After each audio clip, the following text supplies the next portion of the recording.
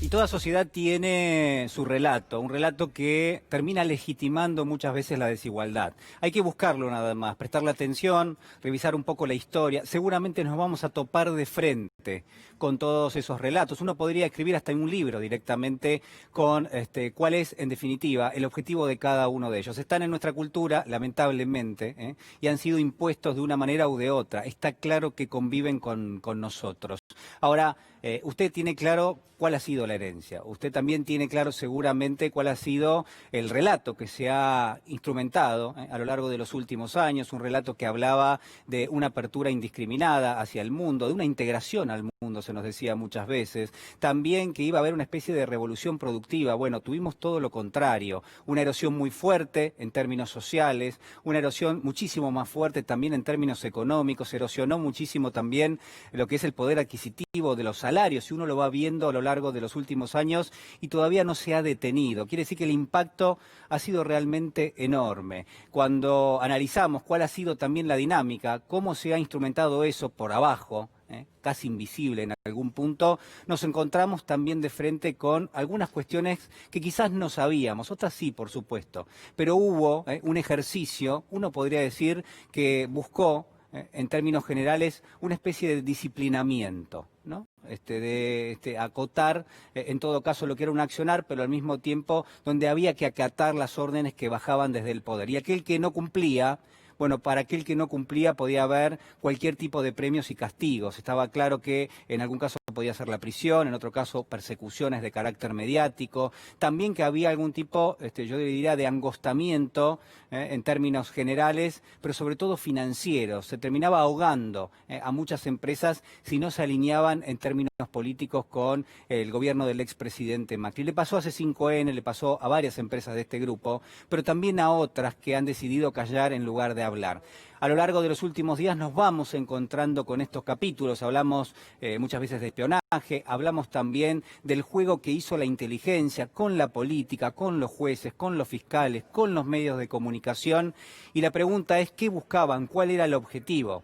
Y la respuesta seguramente la va a tener usted en esta columna. Mire, lo que quiero plantearles es que no está todo dicho. Lo que quiero decirles es que de alguna manera ese debate permanente, que es a veces muy opaco, que no es transparente, se reedita en forma constante y que a veces nos llegan, a través de distintas publicaciones, enfoques que tienen que ver justamente con esto que le estoy planteando. Fíjese, hace algunos días, nada más, en rigor hace algunas horas, cómo se publicaba, en este caso en ámbito.com, cuál es la realidad de la Argentina. Y usted va a tener aquí que la UNICEF alerta, justamente a nuestro país, que casi 6 de cada 10 niños en nuestro país van a ser pobres al final del año. Esta información convive con nosotros la vemos en la calle. Recién Mauro Fulco hablaba de ciudad oculta. Bueno, esa también es otra de las caras de esto. Y es necesario tomar contacto. ¿Por qué? Porque en función de eso es donde tenemos los parámetros para decidir qué está bien y qué está mal en la Argentina. Esto es parte de la realidad y es parte del parámetro.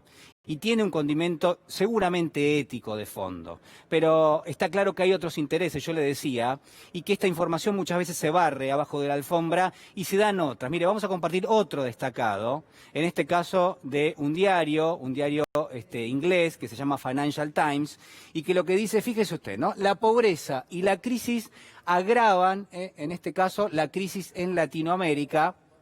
Y va a mencionar en algún punto el populismo también como una de las cuestiones centrales en esta materia. Y va a decir, miren, el populismo es parte del problema que tiene Latinoamérica. Y yo le diría que todo lo contrario. Le diría que en gran medida eso que el Financial Times llama populismo es parte de la solución. Y que de alguna manera también la tuvimos en los últimos 4 años, de una forma, de otra, totalmente encubierta y, por supuesto, direccionada hacia otro lado. Lo que quiero plantearles es que muchas veces los debates son opacos, que muchas veces también los intereses se juegan en estas cuestiones tan relevantes. Bueno, ahí está, la pobreza y el populismo agravan la crisis en Latinoamérica. Fíjese cómo el abordaje es distinto de una situación que es relativamente similar, que es la pobreza que tenemos en nuestro país. Yo le decía hace nada más algunos minutos que la situación data, creo yo, del último año de la gestión del expresidente Macri sobre todo, donde la omnipotencia era realmente enorme. Y en función de eso, que se habían digitado determinado tipo de instrumentos. Ya la Argentina traía una erosión enorme de los 3 primeros años de mandato en términos socioeconómicos, pero se le agregó un elemento fundamental que fue la justicia.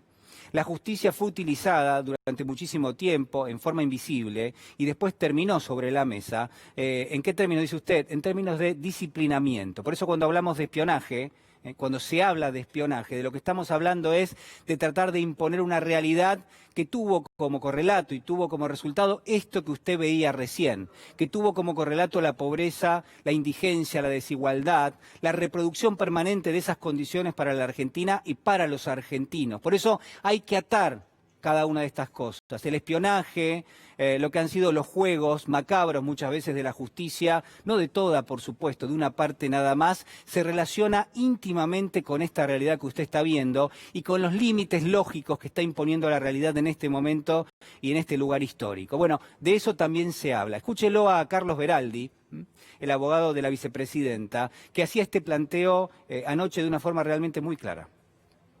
La primera vez que yo vine a este programa fue en el año 2015 y fue a propósito de los allanamientos que había ordenado Bonadío en la causa de Otesur. Procedimientos totalmente escandalosos que se habían desarrollado en distintas jurisdicciones. Pero ¿qué era lo sorprendente de aquellos procedimientos? Entre otras cosas, la policía que había utilizado Bonadío. Bonadío no utilizó las fuerzas federales, utilizó a la policía metropolitana. La pidió especialmente. Pidió especialmente la policía metropolitana. Y dije, bueno, a ver, voy a ver qué encuentro.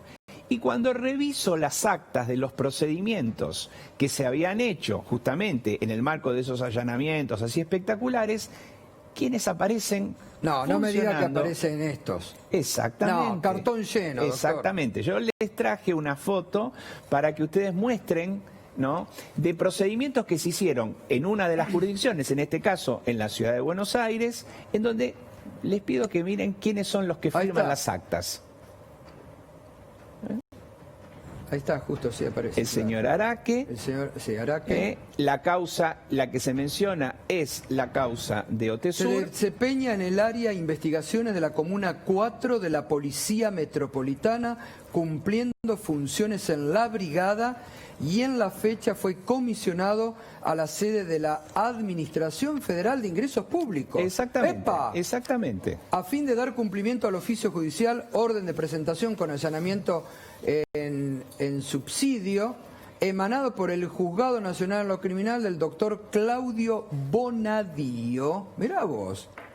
Pero no solamente fue Araque, sino que si ven el acta siguiente van a ver quién lo secunda a Araque. Esto del año, doctor, 2015. Esto es el año 2015. Ahí nomás, mire, Leandro Araque, secundado en esta oportunidad por el oficial mayor Jorge Sáez. Ah, estaban todos. Bueno, es una saga, ¿no? Está claro que arrancó hace mucho tiempo, que continúa en este momento probablemente, pero que de alguna forma empezamos a entender de qué se trata, cuáles son los elementos que estuvieron en juego, cómo eran los hilos invisibles, quizás hace algún tiempo, hoy ya no tanto, ¿no? Y fíjense ahora esto, que es información de las últimas horas, esta causa de espionaje, hay varias, hay 2 de escuchas, donde se denuncia que Fernando D'Andrés, que tenía una función ejecutiva, que era el secretario de la presidencia, se ha registrado, se ha dado vistas a registro, donde recibió agentes de la AFI en la Casa Rosada. Se termina comprobando que efectivamente no solamente la AFI, no solamente, usted escuchaba recién a Beraldi que hablaba de un núcleo duro formado allí en la FIP, también personal de inteligencia inorgánico, también en algún caso algún juez, algún fiscal, bueno, algún juez que ya no está también. Bueno, todo eso conformaba, quiero decirle, una red de trabajo que lo que buscaba era en última instancia tratar de forzar, de disciplinar de poner en caja, yo le diría, en términos políticos, a aquel que pretendía rebelarse, tenía algún tipo de independencia de pensamiento,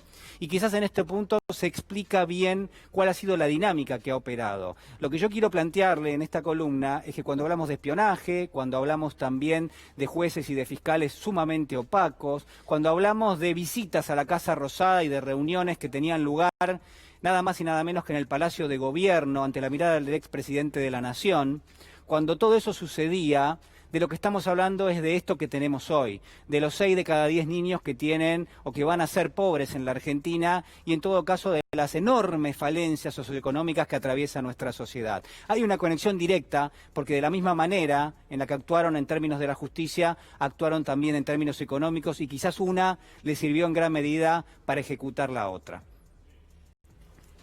Hace instantes